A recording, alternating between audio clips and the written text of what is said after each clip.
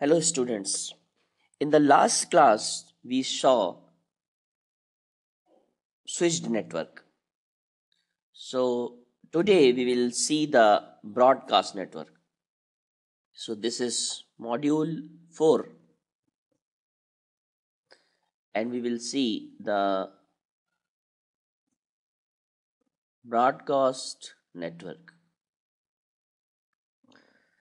So in the last lecture we saw that when the multiple devices have to be connected to the network and everybody wants to talk to each other, we said that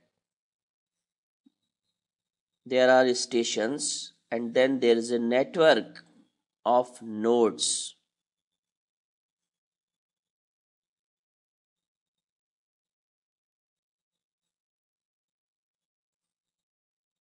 and the stations are directly connected to the nodes,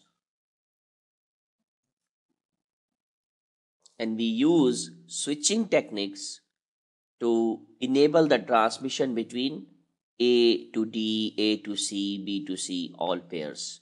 By until and unless there is a path exists between any two stations, let us say B to D, we can make a by switching either by packet switching or circuit switching, we can make a path and enable the transmission. But uh, and we said that this is not possible for all the nodes to be connected to each other through direct link, and that is not a feasible technique. But that is not always true. Let us think about a very simple connection. Let's say there is a copper wire or bus, and the stations are connected to that bus directly. Now, what happens in this network? Uh, all the stations are directly connected to a bus or wire, and they can talk to each other. Now, you can see that in this kind of network there is no switching required.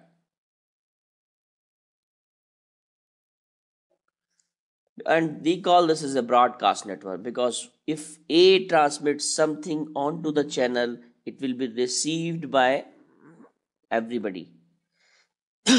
But don't confuse the broadcast channel as a broadcast communication, because we can still achieve the communication between A and D by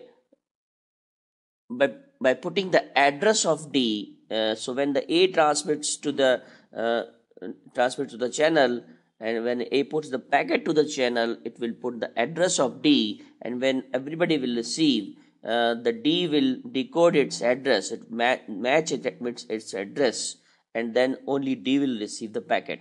So we can still achieve the point to point communication over this broadcast network. But the nature of the network is broadcast in the sense that any node when transmits to the channel, all the other nodes can receive. And this kind of network is useful when your range is short, and when you, like, say you have less than 100 meter or 200 meter and or 500 meter, and you have a large number of nodes, because providing the infrastructure of this kind is also useless when you have a large number of nodes and they are at very short distance. Then this is more feasible. Now, coming to the interesting fact that this is the exactly the networking is being done in practically. So this kind of network normally we call local area network, and this kind of network we call wide area network. In future, we will see that how the internet has been developed as a combination of different local area networks, as the interconnection of different local area networks and wide area networks.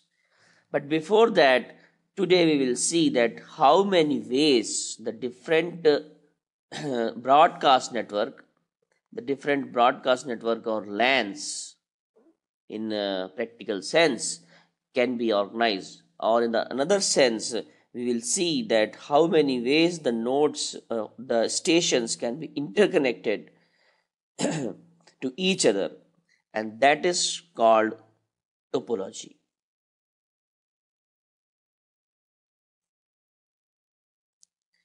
So basically it's the way in which the network of computers is interconnected. So the, now the choice of the topology depends upon different type of number of equipment being used, and what are the applications you are planning over that uh, over that network, and so that it can be thought of as a geometrical interconnection pattern by which the different stations are connected. So the first very natural topology comes into the mind is mesh topology,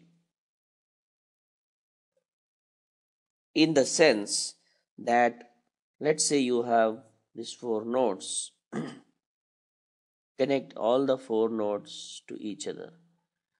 If you remember in the previous class, we said that this is not feasible. This is not, yeah, that is correct, that is not feasible for the case when the distances between two nodes are very large. But when the distance is very small and you can still manage the single link between all the all the computers or stations, that could still be a possibility. We will see that still this kind of mechanism is not used, although in local area network also, but still this is better than having the interconnection between all the nodes when you have long distances, because cost will be very high. So in this kind of topology, basically if you see the key features,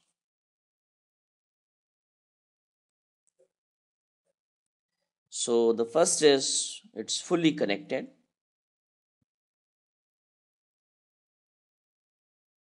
The second, it's robust and highly reliable,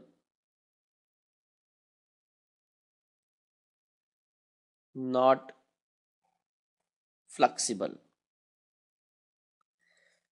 and poor expandability. Now, yeah, this is fully connected. Second is robust and highly reliable. So if there, let's say, if the one link goes down, then still the different nodes have multiple other paths so that the communication can still be achieved. So if the one or few link goes down, the communication doesn't get affected, and in the sense that the topology is reliable. Not flexible, so in the sense if you want to change that, if you want to change the location of some one node or another node, you have to change the whole wiring, and that is why they are not flexible.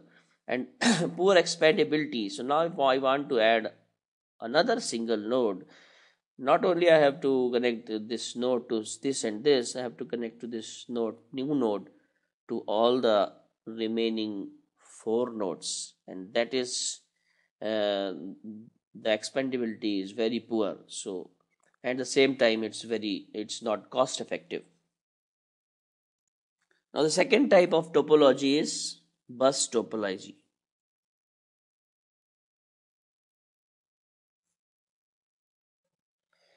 Now, in bus topology, basically all stations are attached through some using some hardware interface